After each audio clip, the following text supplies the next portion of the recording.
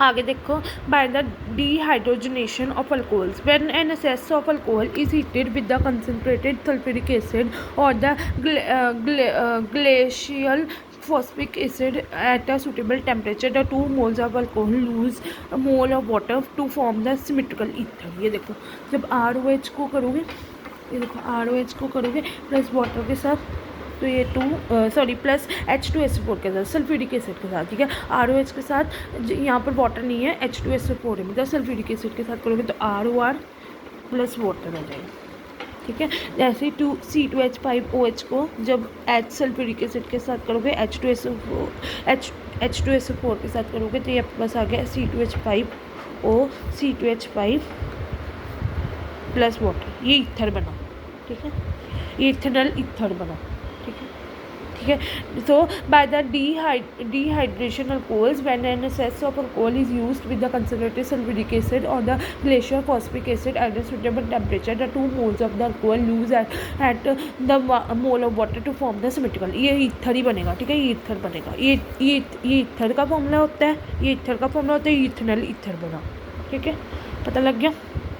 आगे है the mechanism of the formation of ethers involves the nucleophilic substitution with the oxygen ion as a substrate and the second molecule of the alcohol as a nucleophile। The reaction allow either first order kinetics SN1 SN2 depending upon this alcohol used। देखो, अब देखो, पहले हमारे पास ROH H आ गया, ये देखो, अब हम इसका मैकेनिज्म समझाती हूँ। ROH H आ गया, तो ये H आपका यहाँ पर लग गया साथ में, H आपका यहाँ पर लग गया, ठीक है। देखो ROH ये अल्कोहल का फॉर्मूला होता है, ROH क्या होता है, देखो देखो देखो, एक मिनट, दिख रहा है ROH क्या होता है, अल्कोहल का फॉर्मूला होता है, ये H जो है वो यहाँ पर लग गया, फिर इसके बाद ये बना, यहाँ से आपका बखरा कर दिया, R लग गया यहाँ पर, ये आपका, ये जो आपका है, ये आपका पार्ट, ये आपका वाटर बन गया, ठीक है। फिर उसके बाद हमारे पास आ गया, क्या कहते हैं, ROH बने R, ये साथ में लग गया, ऑक्सीजन आयन बन गया, फिर RORH बना, तो फिर ये ईथर में हो गया, बाकी ये H बखरा कर दिया।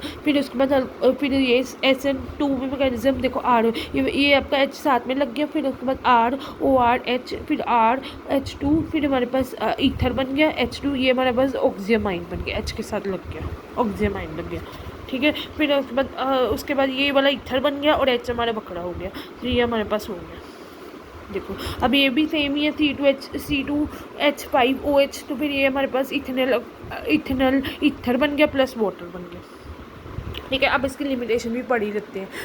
Dehydration of alcohols can not be use for the preparation of unsymmetrical ethers, ठीक है। वो क्या कहते हैं, dehydration of alcohols can not be use for the preparation of unsymmetrical ethers as it leads to the formation of complex mixture, ठीक है। So dehydration of alcohols can not be use for the preparation of unsymmetrical ethers as it is the leads to the formation of complex mixture. It can not be use for the preparation of ethers from the secondary and tertiary alcohols because it leads to the formation of alkenes in the large quantities due to the complete dehydration of alcohols, ठीक है। The temperature of the reaction has been completely controlled to avoid the complete dehydration of alcohol, ठीक है, ये आपको पता लग गया।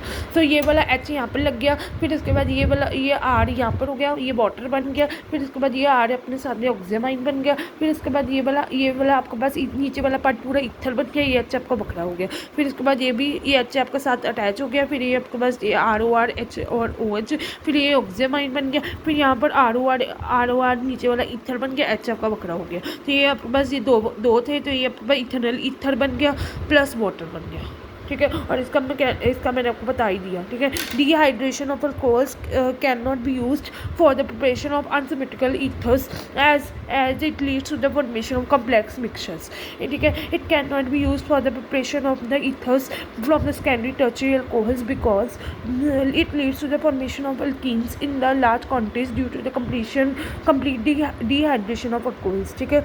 Now the temperature of the reaction has been carefully controlled to avoid the complete dehydration of alcohol। ये इसकी limitation होगी।